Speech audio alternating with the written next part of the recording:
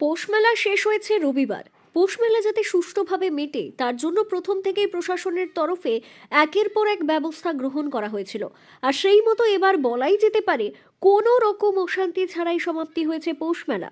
কিন্তু পৌষ মেলা শেষ হবার পর শান্তিনিকেতনে তুমুল অশান্তি দেখা গেল।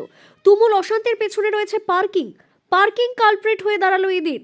মেলা শেষ হয়ে যাওয়ার পরেও এক মোটর বাইক আরোহীকে পার্কিংয়ে বাইক রাখতে হবে এবং তার জন্য পার্কিং ফি দিতে হবে, এমনই দাবি করতেই পার্কিং কর্তৃপক্ষের সঙ্গে ওই বাইক আরোহীর তুমুল ঝামেলা বাঁধে।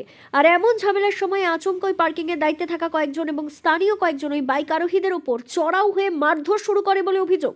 ঘটনার পরিপ্রেক্ষিতে দুই পক্ষের মধ্যে হাতাহাতি, দুজন গুরুতর আহত অবস্থায় বোলপুর স্বাস্থ্য কেন্দ্রে চিকিৎসাধীন। অন্যদিকে ঘটনার খবর পেয়ে ঘটনাস্থলে পৌঁছয় পুলিশ পরিস্থিতি সামাল দেয়।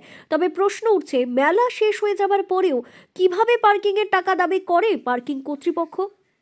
এখানে বাইক নিয়ে এদিকে আসছিলাম, এদিকে যাওয়ার পথে আমাকে এখানে ধরলো একটা মোটা করে একটা আমার মতো ছিল এখানে পার্কিং করতে হবে। আমি পার্কিং করবো না, আমি এখানে মাল দিচ্ছি, তা পার্কিং করি কোন গাড়ি তুলে দেবো না, তুই পার্কিং করতে হবে এখানে।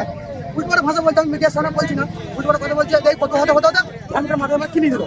আমার রাগ আছে, আমি ঠেলা ঢেলা করতে আমার দিনে মাত্র লাগলো, আমার পাবলে আমার ছিল দোকানের লোক ধরা এলো, যে মারামারি লেগেছে আমাকে বেকার মারলো সবাই, আমি পালিয়ে গেলাম।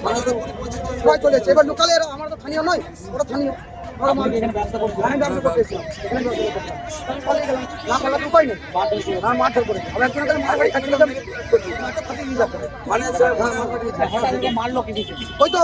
মাল বেচি, ব্যবসা করছি, এখানে তো কোনো আর তো পুলিশের প্রশাসনের কোনো দায়িত্ব নেই, ওরা বাকি পেয়ে গেছে। আমি গাড়ি পার্কিং করবো না বলেছি, ওইটা ওদের